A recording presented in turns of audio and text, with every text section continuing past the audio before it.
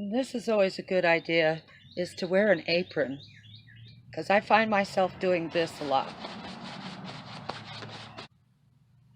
It's also nice to have the apron. Your hands are wet or they're dirty, to dry your hands before you pick up your seeds, and you're not fumbling around for a towel or anything like that.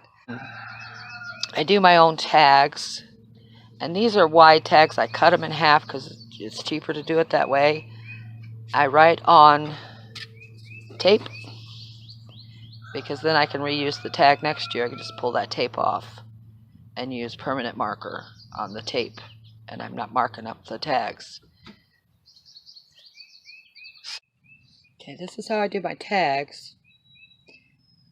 Oop, have it right. I write what it's going to be, 2 on a spot, because this is probably an inch wide, wider than my tags are, so I can get 2 out of there. And then I just take a little razor knife, cut it,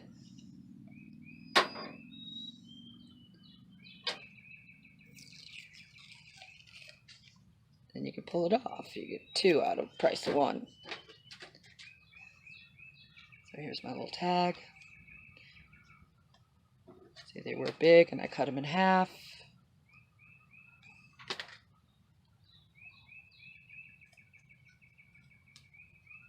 Put that little tag on there. There we go. So when I write these out, and if they're really long, I have dwarf marigolds and I have tall marigolds. So I want to mark them so I know which is which. So if they're really long on the tag, I just write it all out, and then I put it on the tag, and then I just bend it over. So it'll say marigold on this side, but it'll also tell me that it's a dwarf. Just remember when you're planting seeds to not have your seed mix under the table or near the table when you're outside, because your seeds could fall and they'll fall into your mix and you'll be planting those seeds into something else. So make sure your seed potting mix is way away when you're planting the seeds.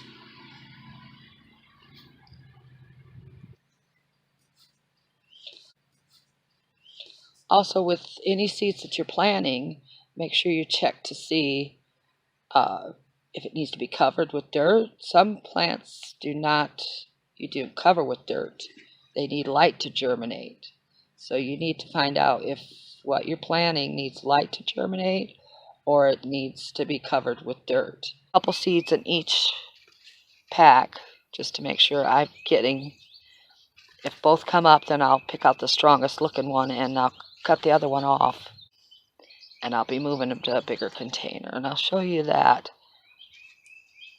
Instead of buying containers, I use these cups,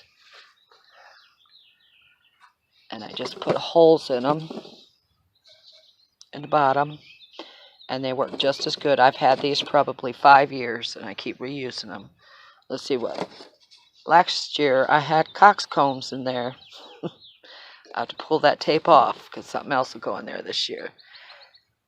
But when just before they go in the greenhouse, they'll go into these cups, and that's where they'll be until they're planted out. Here's another thing that I use with these cups. These are Coke, Pepsi, the hard containers. These little Dixie cups, or plastic cups, fit really good in there. You get quite a few. I don't remember how many you get in there, but they're good for when I get out in the greenhouse and the water go right through them cups and out. So if you find them, pick them up. They work great. The best thing that I found to water my new seedlings is this pump sprayer. This is a 2-gallon, I believe, and it gives a fine mist, which doesn't wash the seeds, because if you use a regular water can, it's going to wash the seeds. It's too hard to control.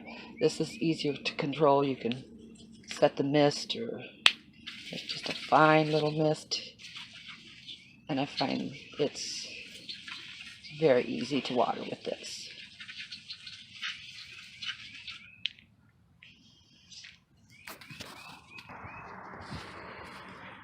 You can use a little mister, but I have so many seeds that I need the 2-gallon. So it works well for me. I have my seeds planted. They're all marked and labeled. But to go into the house, in the greenhouse that I have in there, with the lights and everything, I can't have the water pouring through like it would in these baskets. These baskets are just strictly for out in the greenhouse where it doesn't matter if the water hits the floor. The other ones, I don't want it hitting the floor. So this is a solid tray, seedling tray, and I put, this is felt, like you would put under carpet. I cut a piece of that and put in here because that helps absorb extra drainage because I don't have holes in the containers. And then I can keep an eye on if it's getting too much water in the bottom. So that works well. You can also use puppy pads or carpet or something to absorb the water if you don't have drainage holes in the bottom of your trays, and keep an eye on it so you're not drowning your plants. Okay, they're ready to go inside. I have these clear bags that I slip the whole tray into. It's better than those little clear tops because this way I can leave my tags on, and I just slip them in this clear bag. The bags fit great over the trays, and it helps hold the moisture in so the seeds can germinate. Now, some plants don't like the roots disturbed, so those kind of plants I pot into peat pots, so you can bury the whole thing into the ground and it won't disturb the roots. This is cup and saucer vine and hyacinth vine, and they get like 10 to 15 feet, the hyacinth, and they don't like their roots disturbed, so I'll give them their privacy and just keep them in their little peat pots and plant them out. So I just slipped them into the plastic bag.